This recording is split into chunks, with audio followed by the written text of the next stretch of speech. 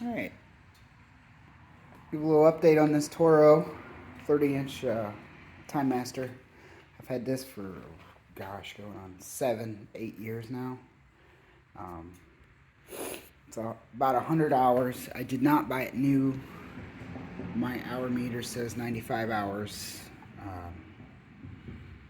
Probably, if I was going to guess, close to 120 hours or so on it, judging by the condition it was in when I first got it. It's been a great mower for me. I have all the attachment. I do have the bag. I use it occasionally. There's tons of reviews about people talking about how well they run, how well they don't run. This is one of the older models with the smaller engine. If you're out there looking on the used market, this is the, what is it, the 180 cc engine, right?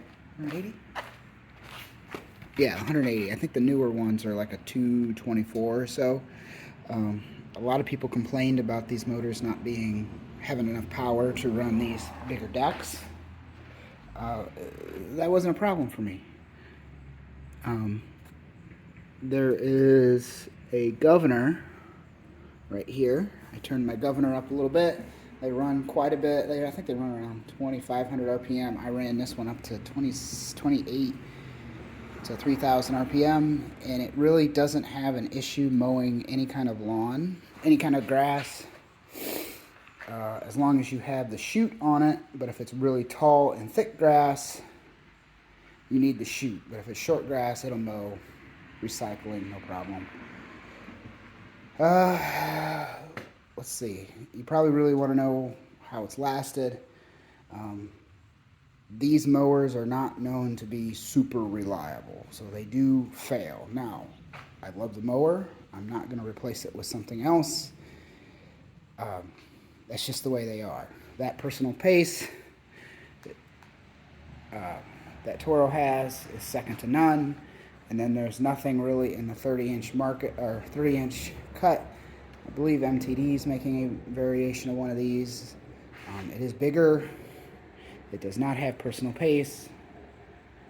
And it's not as simple to start and run. Toros are known to have very easy starting engines. This one, I haven't had hardly any issues out of that motor. Some people are scared of these Briggs & Stratton motors. They are great. Just like any small yard equipment, small engine these days, the carbs will clog up. I think I've put one carburetor on this through the years. That carb's got to be at least 3 or 4 years old. It's not a hard job to do at all, and they're like $12 on eBay. When it plugs up, doesn't want to start right, just put a new one on. If you keep up with the air filters, the rest of the engine will be just fine. There is no choke, there is no primer. That's what I love about these. My wife can come in, pull the cord 1-2 times, typically one time, and the thing will fire right off.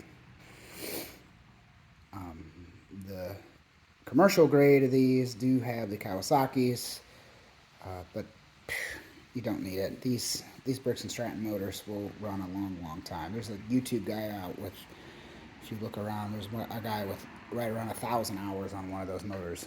The engine is fine as long as you keep up with maintenance on it. What has failed on it? So if you get any of Toro's personal pace equipment, typically you can find them on the used market fairly cheap with issues with that personal pace. So cables break quite often. They stretch, or belts break. Something is usually wrong with them. And almost always right out of the box, when people bring them home, they're not adjusting them. You got to bring them home and adjust them. Once you get that tight, loosen this bolt, pull the jacket down, retighten the bolt, and get it as tight as you can, then the personal pace should work just fine. I haven't really had too many issues out of that, other than I have put about 3 cables on the thing. I've put about 2 belts on it up underneath, because the belts will stretch, they wear. What else has gone wrong? So I just got done doing, this thing ate a sprocket and a spindle. Almost 100 hours, this mower actually still has the original blades under it. I just keep sharpening them. But let's see, what else is original?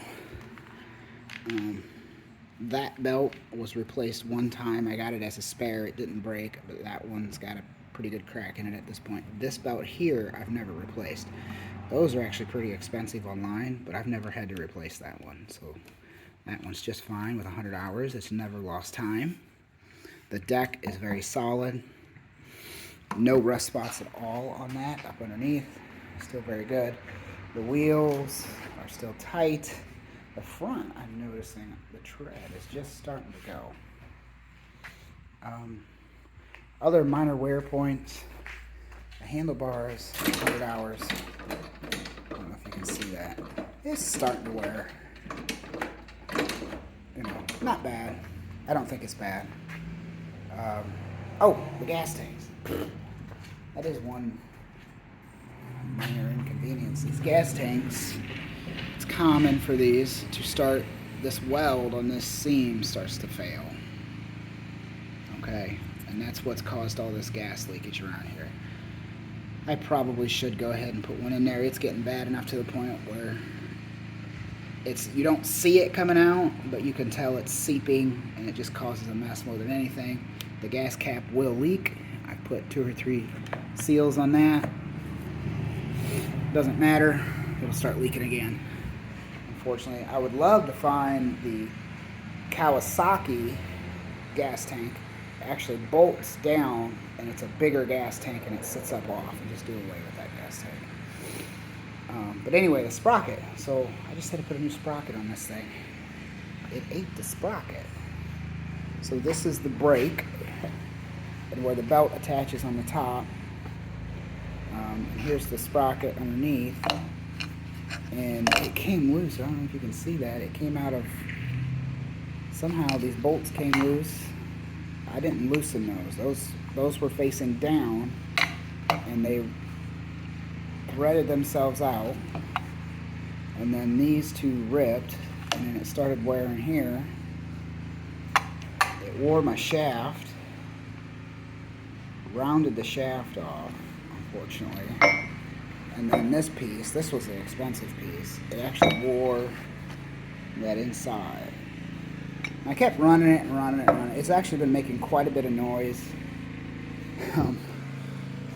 for 2 years now. This thing has just got kind of slowly gotten louder and louder and louder. And I just kind of used it, and I just kind of dismissed it, thinking maybe that the bearings in these hubs were starting to fail, which are still original. And I just let it go, and it wasn't until a few weeks ago I was at somebody's house, and their neighbor had one of these, and they was standing there, and they pulled it out, fired it up, and I go, man, that one's quiet. So I was like, okay, maybe I need to look at it. So I brought it in, and I pulled the nut out. It's not really that hard to get apart at all. These things are very easy to work on. Pulled the nut off, pulled the sprocket off, and then all these came out, and then that's when I found the bad sprocket. So the expensive part was this brake. They call it a brake hub, where the main belt goes around. That was like $50. It was about $100 in all parts. Parts are typically cheaper for these. They're not hard to work on. Go on YouTube, you'll find somebody that'll show you how to break this down. But they're great. I mean, for the money, you can't find somebody else that does one. And at this point, I'm not going to replace this until somebody comes out with a 30-inch, probably electric version of one of these. And even then, I'm probably going to hold reserve judgment on one of those until they've been out for a little while. These do run very well. They're nice and quiet.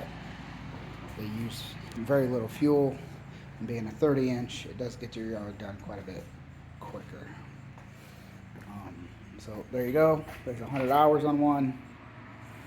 My 100 hours, like I said, there's at least another 20 hours on this thing. And it's held up quite nice. So if you see one out on the used market, grab one. Especially the older one. When I first bought it, the newer ones with the bigger engine had just came out, and I really wanted one of those, but at a, what are they, 12 to 1500 bucks now? It's a tough pill to swallow for a push mower or a walk behind. So I went ahead and got the older one, turned the governor up just a little bit, and I haven't had a lick of trouble out of the thing. It's been great for me.